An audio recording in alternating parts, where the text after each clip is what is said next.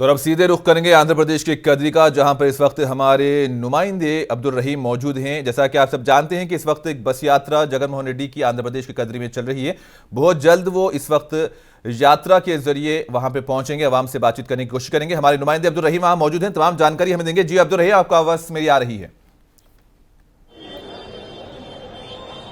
जी अनवर, आपको बता दें महज 41 दिनों के बाद आंध्र प्रदेश में लोकसभा और विधानसभा दोनों के इंतखाबात अमल में आएंगे। उसके बाद 4 जून तक हमें नतीजों का इंतजार करना पड़ेगा, लेकिन उससे पहले 27 तारीख से सीएम जगन मोहन रेड्डी की बस यात्रा बहुत लंबा सफर तय करते हुए आज कुछ देर के बाद यहां कदरी भी पहुंचने वाली है। यहां पर आप देख सकते हैं इतनी तादाद में लोग उनका इस्तकबाल करने के लिए मौजूद है।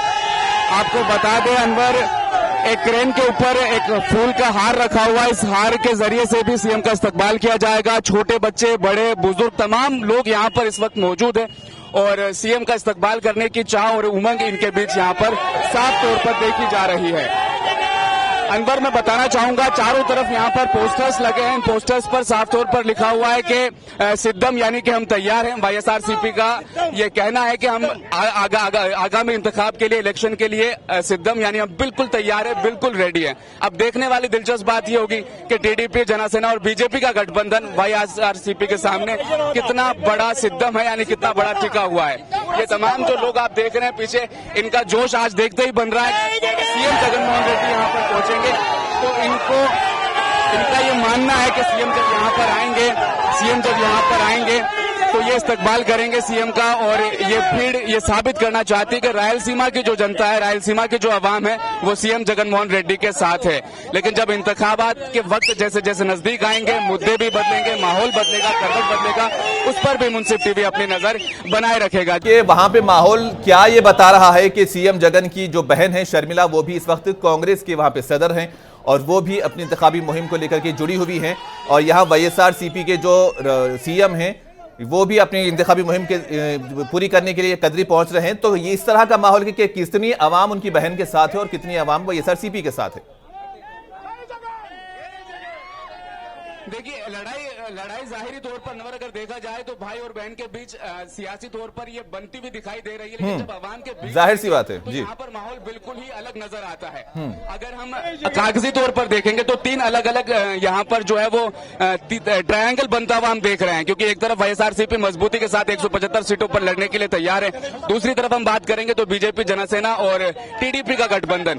तीसरी तरफ हम बात करेंगे तो कांग्रेस और शर्मिला का मिलना, डीके शिव कुमार का यहाँ पहुंचना, रेवंत रेड्डी का शर्मिला से मुलाकात करना, ट्रायंगल बनता हुआ नजर आ रहा है। लेकिन जो भीड़ यहाँ पर मौजूद है, जिस तरह का माहौल आज मुंसिफ की टीम ने भी देखा, रायलसीमा में जब हम दाखिल हुए तो जगह जगह पर हर 5-5 किलोमीटर के वक्फे पर इतनी भीड़, इतनी तादाद में सीएम जगन मोहन रेड्डी का इस्तकबाल करने के लोग खड़े हुए नजर आए। तो रायलसीमा जो है वो किंग मेकर भी है, डिसीजन मेकर भी है। रायलसीमा की जनता जिस तरफ अपना हाथ रख देती है, पलड़ा उस पार्टी का कहीं ना कहीं भारी हो जाता है। तो आज पूरे रायलसीमा में वाईएसआरसीपी के लिए एक अलग प्यार, एक अलग उमंग यहाँ पर देखी हुई नजर आ रही है। जी अनवर, तेलंगाना में कांग्रेस ने अपनी सरकार बना ली है और इस वक्त भी जो बीआरएस पार्टी थी उसको यहाँ पर शिकस्त का सामना हुआ। कांग्रेस ने अपनी एक हुकूमत यहाँ पे बनाई है। तो क्या लगता है कि वहां पर उनकी बहन को अपोजिशन में खड़ा कर दिया गया है और उसके बाद जो यात्राएं वहां पे चल रही हैं, तो क्या इसका तोड़ रहेंगी शर्मिला?